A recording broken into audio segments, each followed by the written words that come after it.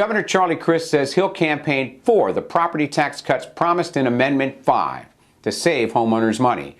But economists say get ready for more cuts amid grim revenue projections. And a judge keeps the voucher plan on the state's ballot in November. It's all about money this week on Power Play with our guests, Paul Fleming, state editor of Gannett News Service, and Josh Haffenbrack, bureau chief for the South Florida Sun-Sentinel. All right, Florida's free fall economically continues. Governor Crist comes out for Amendment 5. What's the significance?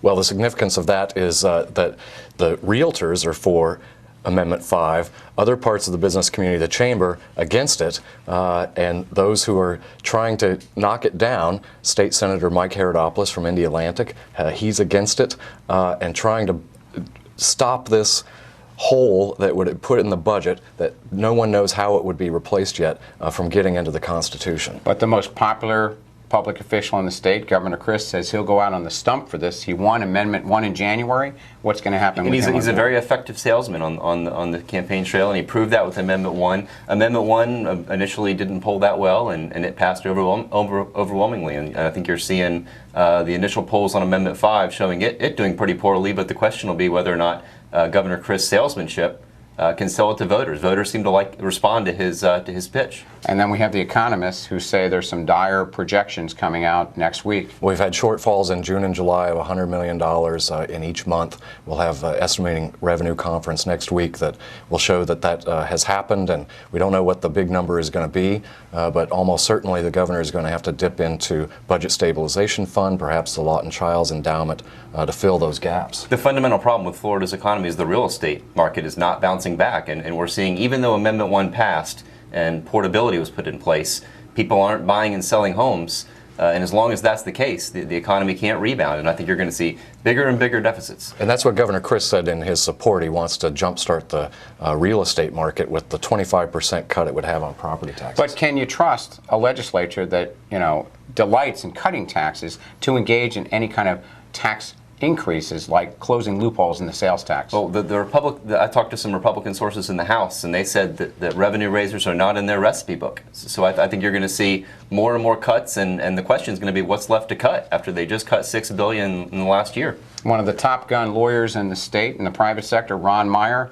who beat Jeb Bush's voucher plan ultimately in court battles a few years ago, goes and does battle against Amendments 7 and 9. What happened, Josh? The court upheld the ballot language, and certainly now the fight goes on to the Florida Supreme Court because they're going to continue to appeal it. But for now, it's going to go to the voters in November who are going to decide on the 65% solution, so-called solution for school funding as well as vouchers. What persuaded the judge, do you think? Well, the issue was not on the merits of these amendments, but rather whether the Taxation and Budget Reform Commission had the power to put them on the ballot.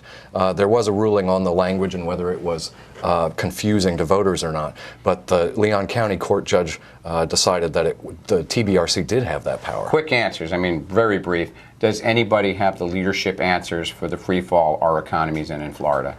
I don't think so. I think it's beyond Florida. I think we're swept up in a national wave here, and Florida's been hit harder because we had a bubble. Okay, gentlemen, we go to your respective power play of the week. Josh? Mine is John McKay, who served with Charlie Crist in the Senate back in the 90s, and he won an intense behind-the-scenes struggle to win over Governor Crist's support on Amendment 5, and that could be huge for him. He was the architect of the amendment, and he's going to be the chief supporter out there, and to have the governor on his side could be a major asset in the fall. Paul? I'll go with Solicitor General Scott Makar, who gets a win in round 1 with the challenge to Amendment 7 and 9. Also an applicant for the Supreme Court, and interviews begin on Monday. Two-header power play. There you go. All right, Paul Fleming, Josh Haffenbrack, welcome to the Capitol Press Corps. For the latest political news, go to the Safety Review, and we'll see you next time on Power Play.